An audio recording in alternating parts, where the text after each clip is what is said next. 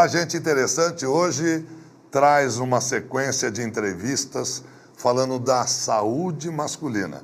Nós estamos celebrando o Novembro Azul como um alerta para todos e nós vamos entrevistar o Dr. Giovanni Furtado Souza. Ele é um médico urologista especialista nas doenças masculinas. E também o Dr. Gilberto Neves, um especialista, um endocrinologista, para falar do diabetes e as influências na reprodução ou na potência ou na impotência masculina. O programa está ótimo, não perca, voltamos no minuto. Hoje um programa especial, gente interessante, voltado para a saúde do homem, saúde masculina, em celebração ao Novembro Azul, e que com certeza, acho que deve ser janeiro, fevereiro, até novembro, até dezembro azul, e para falar sobre a prevenção do câncer de próstata, que é um câncer altamente incidente, em populações até jovens, hoje cada vez mais jovens, nós vamos ouvir isso do doutor especialista em urologia, doutor Giovanni Furtado Souza. Ele é médico urologista, especialista formado pela Faculdade de Catanduva, fez a pós-graduação dele na Unifesp, em São Paulo, e tem fellow em Detroit, um vasto conhecimento, além de ser um renomado palestrante. Então, muito obrigado por estar aqui, tirando um pouco do teu tempo tão corrido para nos conceder essa entrevista. Que isso, obrigado, Elias, pelo convite de estar aqui no teu programa. Para mim é um prazer, uma honra estar aqui poder discutir saúde masculina, né, que é o meu dia a dia, já faz 25 anos. Né? Então, eu acho que esse é até o aspecto mais esclarecedor. A gente sabe que o câncer vem atingindo cada vez pessoas mais jovens. Eu tenho assistido de maneira assustadora amigos de 50, 45 anos sendo acometidos com câncer ou distúrbio prostático de toda a natureza. Tem alguma coisa a ver essa diferença dessa diminuição de idade? São fatores internos ou fatores externos, Giovanni? Tem dois fatores que podem estar levando a gente a ter uma incidência de pacientes mais jovens. Um é a divulgação ampla, né, dos meios de diagnóstico, trazendo o paciente mais cedo para o consultório ou para o urologista. No caso, a gente consegue diagnosticar um tumor mais precocemente, com isso, mais jovem. E tem um outro fator que ainda não é totalmente comprovado, mas a gente vê isso não só em relação ao câncer de próstata, mas em relação a todos os cânceres, que é esses hábitos de vida contemporâneos, do dia a dia. Muita comida fast food, muita comida industrializada, muito herbicida, tudo isso tem levado, assim, não tem dados comprovatórios, mas empiricamente a gente acredita que tem levado a aumento de incidência de todos os tumores, inclusive o tumor de próstata também. Hoje chegado a números assustadores, quase 500 mil de pessoas no mundo sofrendo com câncer de próstata. E um crescente número muito importante. E dizendo que os cânceres hoje atingem homens de até 50 anos em torno de 10%. E até 50% de homens acima de 75%. Quer dizer, praticamente só escapam 25% dos homens dos problemas prostáticos. Então, assim, o pessoal ao nascer, ele tem uma chance de ter câncer de próstata de 10% a 15%. Se ele tiver alguém na família, por exemplo, um pai, essa chance já aumenta para 20%.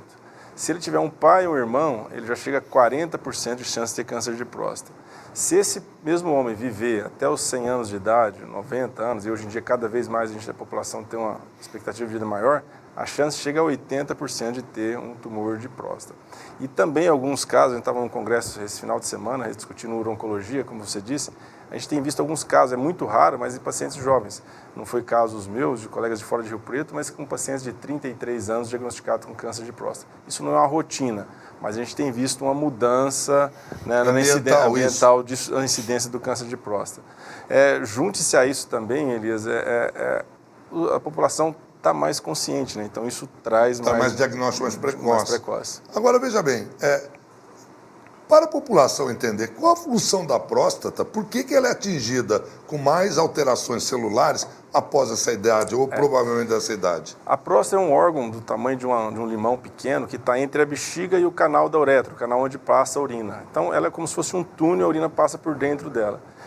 Com a idade, após a puberdade, essa próstata vai crescendo. É um crescimento benigno, que é aquele tratamento que muitas pessoas fazem, aquela raspagem, tradicional raspagem da próstata, que é uma lesão benigna.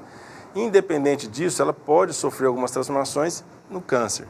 A função da próstata normal nada mais é do que produzir um líquido que vai fazer composição junto com o esperma masculino, para não deixar o esperma coagular enquanto está dentro do organismo. Então, ele mantém ele viscoso para o esperma nadar no meio e conseguir atingir a fecundação na hora da ejaculação. Então, essa é a única função da próstata, produzir um líquido que vai manter o esperma mais liquefeito. Um veículo do esperma.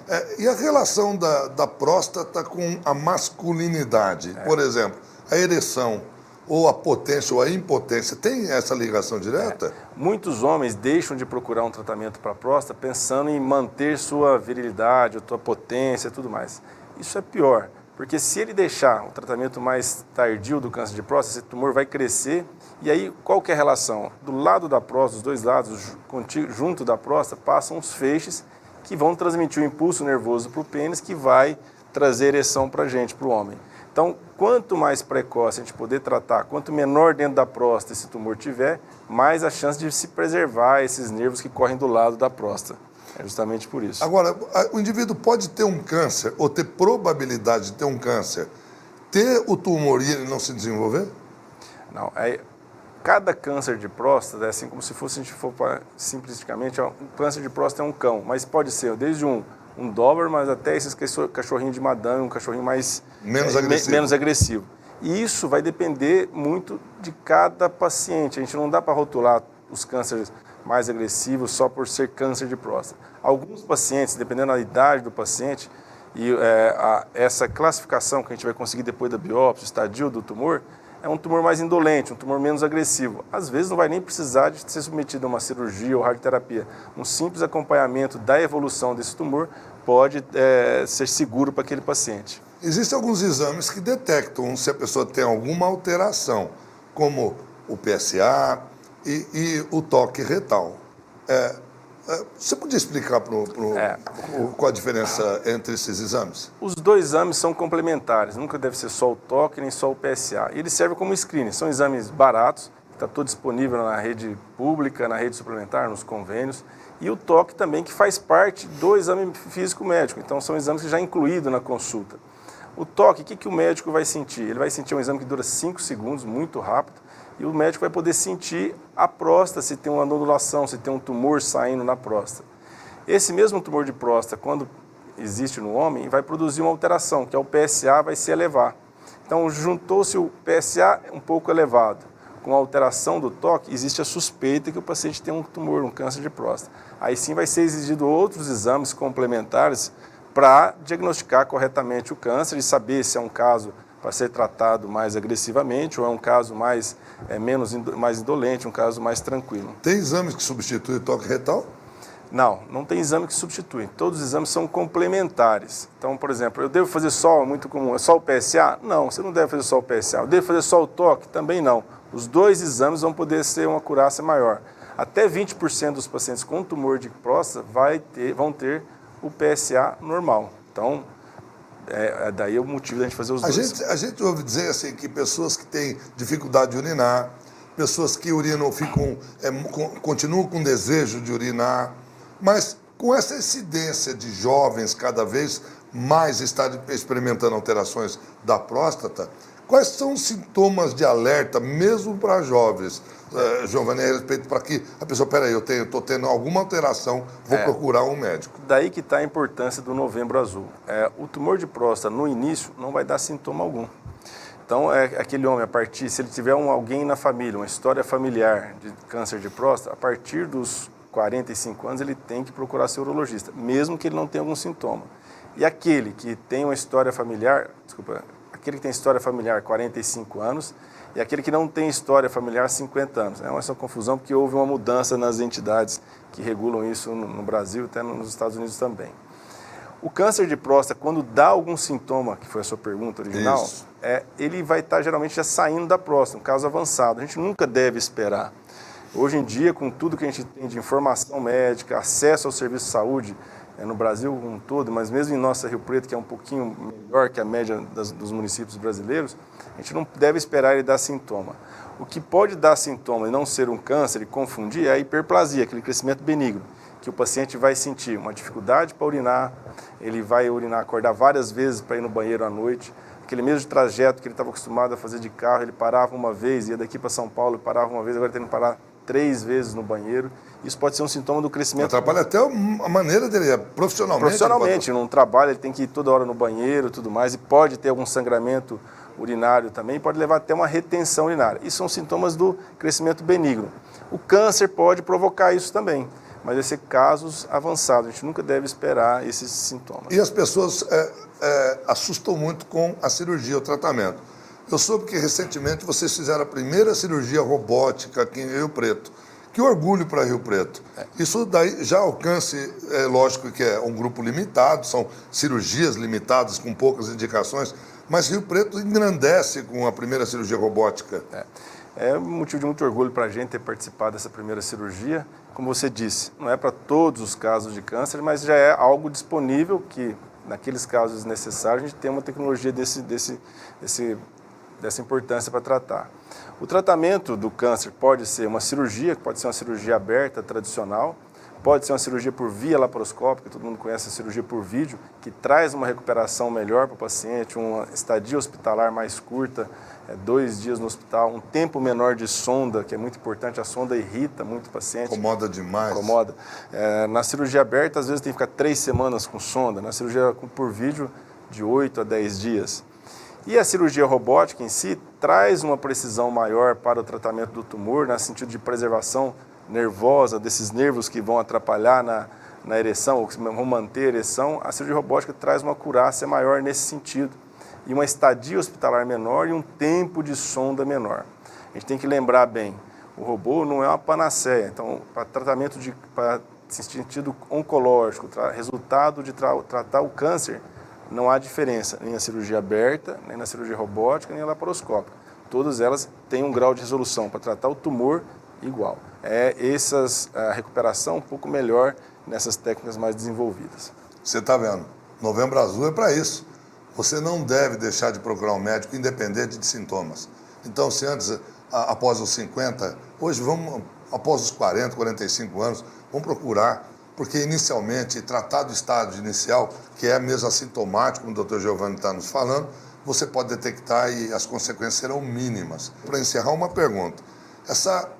Como você disse, a panaceia de cultura do físico, cultura do corpo, a testosterona é um dos indutores também, se ela é descontrolada, ela pode. E a gente está vendo jovens tomando testosterona, anabolizante, muitas vezes sem orientação médica. Isso é grave? Isso é muito grave, Elias. Assim, a reposição hormonal hoje evoluiu muito.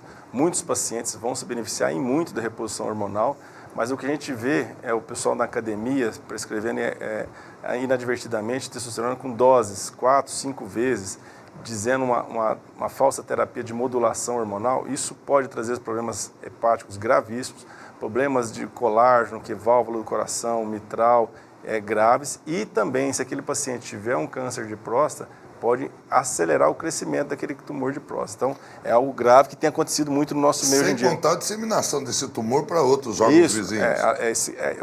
Crescimento e disseminação. Talvez um tumor daquele que eu disse, que estava um tumor benigno não, um tumor quietinho, um tumor tranquilo lá na próstata, ele pode tornar um tumor agressivo, espalhar para os ossos, para o pulmão e comprometer a vida desse paciente. Eu quero agradecer mais uma vez ao Dr. Giovanni Furtado Souza, médico urologista especialista nas doenças masculinas. Eu quero chamar um intervalo e, na sequência, nós vamos entrevistar o Dr. Gilberto Neves, um especialista em diabetes, e nós vamos saber também da influência do diabetes masculina. Até já. Não saia daí. Num minuto voltamos.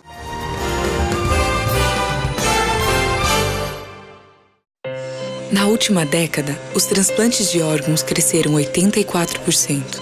As cirurgias cresceram 619%. E os atendimentos de urgência cresceram 627%. As doações de sangue precisam acompanhar esse crescimento para atender a milhares de pessoas que dependem da sua solidariedade. Esse gesto está em suas mãos. Seja para quem for, seja um doador. Procure um Hemocentro mais próximo.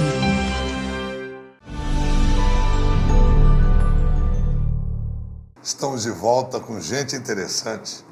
Estamos recebendo o Dr. Gilberto Neves. Ele é especialista em endocrinologia, e especialmente diabetologista. Doutor Gilberto, o volume de perguntas foram tão grandes que nos procuraram, repercussão da sua entrevista, e o momento também que nós estamos vivendo do público em geral, e vários programas alertando a respeito do perigo que a diabetes representa para a saúde de maneira geral, que nós lhe convidamos para o senhor regressar ao programa, e quero já agradecer por estar aqui novamente. Obrigado, Elias, pelo convite. É um prazer estar aqui de novo com vocês. Principalmente em novembro, que é o Novembro Diabetes Azul. Exatamente. E isso que vocês fazem é um serviço importantíssimo de divulgação, porque diabetes se trata também com informação. Muito bem, doutor Gilberto, vai nos ajudar a esclarecer algumas coisas a respeito do diabetes. Nós sabemos da gravidade, mas o que nós fizemos o link a respeito do Novembro Azul é porque o homem procura menos os médicos do que deveriam. Tanto para fazer a prevenção do câncer de próstata, que hoje assola basicamente 10% dos homens acima de 50 anos e mais de 50% dos homens acima de 75. O diabetes também representa uma incidência muito alta, com uma complicação enorme para os homens. Isso é uma verdade, doutor Gilberto? É uma verdade. Nós temos hoje no mundo inteiro quase 500 milhão de pessoas diabéticas. E o grande problema do diabetes é que hiperglicemia não dói. Então as pessoas não veem muito motivo para tratar. É por isso que esse tipo de divulgação é muito importante. Diabetes se trata com remédios eficazes, com monitoramento de glicemia e com informação, porque as pessoas têm que ter motivação para tratar. Elas têm que saber que diabetes é uma doença muito grave, que tem complicações vasculares importantíssimas. No homem também, lógico, as complicações básicas são vasculares e neurológicas, né? Isso acarreta as complicações tipo impotência e tal, e as outras gravíssimas. Diabetes dá muita doença cardiovascular. O diabético normalmente morre de infarto. E essa deve ser a principal motivação das pessoas para procurarem fazer exames, fazer monitoramento, tratar o diabetes, não pela sintomatologia atual, mas para prevenir a doença vascular do futuro. Com que frequência as pessoas deveriam procurar um médico para saber se estão ou não? Porque há predisposição. Há pessoas predispostas que já têm uma história familiar ou que já têm. O que o senhor orienta? Qual é o tempo ou quais são os sintomas que ela começa a experimentar, que já são um alerta de que ela pode estar desenvolvendo diabetes? A gente tem basicamente o diabetes tipo 1 e tipo 2, né? O diabetes tipo 1 é uma doença autoimune que aparece muito precocemente na vida, acomete crianças de 7, 8 anos, uma doença muito grave que não dá para ter sem saber. Diabetes tipo 1 é só 10% do universo todo dos diabéticos. Então, o diabetes, na verdade, que interessa mais em termos populacionais é o tipo 2, que costuma aparecer depois dos 40 anos, em pessoas que estão obesas, e esse paciente ele tem que fazer exame periódico para descobrir se tem. História familiar é um fator muito importante, é uma doença que em grande parte é hereditária. E o paciente, quando ele fica sintomático, ele começa a ter muita sede, muita urina, ele começa a ter mais infecções de pele, porque diabetes aumenta a glicemia e aumenta a taxa de glicose na pele, isso predispõe a ter infecções por fungo, por bactérias, mas isso acontece numa fase já mais tardia. Numa fase muito precoce, a hiperglicemia leve é completamente assintomática. Por isso que é importante essas campanhas de detecção, que se faz glicemia na praça e tal. E eu aconselho todo mundo que tem mais de 40 anos a fazer uma glicemia por ano, uma hemoglobina glicada por ano, para saber se tem... Nessa última entrevista, a gente ficou sabendo que diabetes não tem cura. Ela tem tratamento, ela tem controle. E o que predispõe? Se a pessoa está fazendo um tratamento, está fazendo controle, ela pode ter membros amputados, perna, pés, dedo, o chamado pé diabético, chegando até, muitas vezes, perdendo a vista e muitas vezes levando a óbito. A gente vê muita gente levando a óbito mesmo por causa de diabetes, mesmo em tratamento. O que são essas agressões metabólicas produzidas pelo diabetes? Sem dúvida. As complicações do diabetes, elas são basicamente vasculares e neurológicas. E para ter complicação, o paciente tem que ter predisposição genética e diabetes mal controlado. Então, o que se sabe é que, independentemente da predisposição genética, o diabético bem controlado, ele vai ter menos complicação. Por isso que vale a pena controlar. Agora, sobre o paciente tratado com complicação, a grande questão é que o tratamento do diabetes vem alcançando muito menos resultado do que nós gostaríamos. Você não imagina, Elias, a dificuldade de fazer o paciente, em termos populacionais, tomar remédio. E os remédios hoje são altamente eficazes para controlar a diabetes. Hoje é perfeitamente possível deixar o paciente diabético com um perfil glicêmico muito parecido da pessoa que não tem diabética. A questão é a motivação. O paciente tem que ser motivado, ele tem que ficar preocupado com a sua doença para se tratar, justamente porque a sintomatologia não é muito exuberante. O que faz com que o paciente diabético não seja um bom paciente? Ele se rebele contra? É a fome, a indisciplina ou a própria enfermidade que produz essa rebeldia? Eu acho que a grande questão é a falta de motivação, pela falta de uma sintomatologia muito exuberante em fases muito iniciais. Quando o paciente começa a ter problemas vasculares, impotência, feridas no pé, essas coisas, ele já tem diabetes há 2 décadas descompensado, né? E é muito importante que ele se motive para tratar nas fases precoces, justamente para não chegar nesse ponto. Porque a gente vê paciente magro diabético também, não é necessariamente o paciente obeso, com aquele, sabe, estereótipo assim, de um paciente gordo, obeso, com possibilidade de ter uma cardiopatia, mas muitas vezes você vê um cara que é corredor, ele mantém uma certa atividade física e é diabético. Isso é uma coisa muito importante que você falou. Na verdade, no universo dos diabéticos, a gente tem uma porção de subtipos de diabetes, né? O paciente gordo, o estereótipo do diabético, é um paciente que muitas vezes ele nem tem defeito de produção de insulina. É que a obesidade causa uma tremenda resistência à ação da insulina.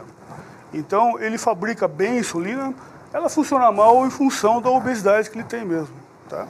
O magro diabético já é um paciente que fabrica pouco insulina, porque ele não tem resistência. Então, realmente ele fica diabético porque tem defeito de produção.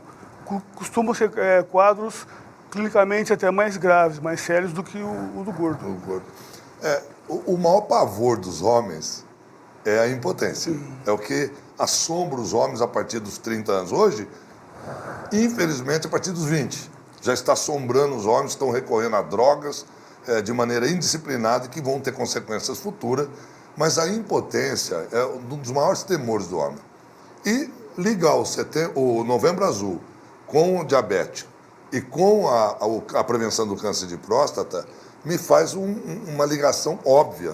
E eu tenho certeza que os homens, se atentarem pela impotência produzida pelo diabetes, eles vão se preocupar e tentar se tratar mais. O que é que leva à impotência masculina produzida pelo diabetes? É uma excelente pergunta. Hoje se considera que diabetes é uma doença vascular sistêmica.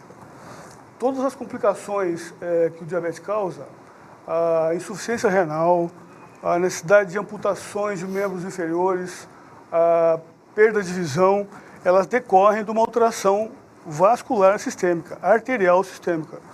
É o mesmo motivo que faz com que o diabético tenha mais infarto do miocárdio, tenha mais derrame, mais AVC. Então, sendo o diabetes uma doença vascular sistêmica e neurológica também, são os 2 principais mecanismos que levam à impotência sexual, tanto pelo aspecto neurológico quanto pelo aspecto vascular, fundamental na questão. E basta ele tratar, ou fazer o tratamento, ou entrar em disciplina metabólica, lógico, com acompanhamento médico, isso se estanca ou não há como reverter esse quadro? Reversão é muito difícil, por isso que a gente tem que tratar... Mesmo da impotência? Mesmo da impotência. Por isso que o paciente deve tratar o diabetes desde o começo mesmo, tá? Para evitar que isso chegue a acontecer. Depois de instalada a doença vascular, é lógico que o controle do diabetes melhora o paciente de uma forma geral, de uma forma sistêmica. Então ele pode ter alguma melhora, mas ele tem uma lesão arterial importante já, e reverter as complicações do diabetes é uma coisa muito complicada. Mas vocês viram a preocupação de médicos renomados, especialistas em endocrinologia, hoje diabetologista, né, praticamente uma área específica que está nascendo do endocrinologista que se especializa em diabetes tão grave que são as consequências do diabetes. Se eu pudesse pedir para você, para orientar o nosso público sobre a prevenção do diabetes e como tratar, não só pensando na impotência, evidentemente, Lógico. mas de maneira geral, o que você diria para o nosso público? Nessa hora, a gente tem que falar um pouco de diabesidade. Diabesidade é um palavrão que se inventou há pouco tempo, justamente para chamar a atenção da relação do diabetes com obesidade. E a gente tem, nesse 500 milhão de pacientes diabéticos que a gente tem no mundo, 90% são diabéticos tipo 2. E se a gente conseguir impactar de uma forma assim, bem importante a obesidade, prevenir a obesidade, mudar estilo de vida, estimular as pessoas a comerem melhor, a praticar atividade física, é o melhor serviço que a gente pode fazer. Uma vida mais saudável, mais Exatamente. disciplinada.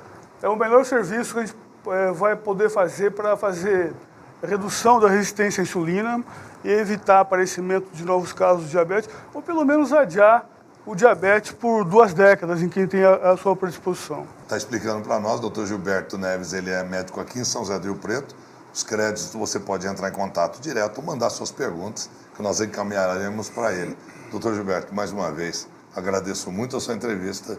Espero vê-lo brevemente, que o assunto é tão apaixonante. Com certeza vão vir outras oportunidades com outros distúrbios metabólicos e agradecer a sua presença, sua bela entrevista. Muito obrigado, Elias. Estou à sua disposição. Muito obrigado. Eu tenho certeza que esse programa foi extremamente enriquecedor para todos vocês, principalmente você, homem, que está acima de 45, 50 anos, percebendo das gravidades que a falta de orientação e a falta de diagnóstico precoce para o câncer de próstata pode te levar. Sabe? Então procure um médico, celebre Novembro Azul com muita vida e que você viva muito. Gente interessante está torcendo para isso. Obrigado pela sua atenção. Até o próximo programa.